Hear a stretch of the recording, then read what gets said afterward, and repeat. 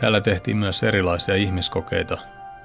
Muun muassa vankeihin tartutettiin tarkoituksella tauteja, kuten malaria, lavantauti ja tuberkuloosi. Sitten heitä hoidettiin tuntemattomilla kokeellisilla lääkkeillä, mikä johti hyvin usein kuolemaan. Mengele oli etenkin kiinnostunut kaksosista. Heidän silmiin ruiskutettiin myrkkyjä, jotta heidän silmien väri muuttuisi. Yhdistämällä verisuonia, ompelemalla heitä yhteen tai leikkelemällä heitä vain verratakseen heidän ruumiita. Kaikki tämä tehtiin ilman puudutusta.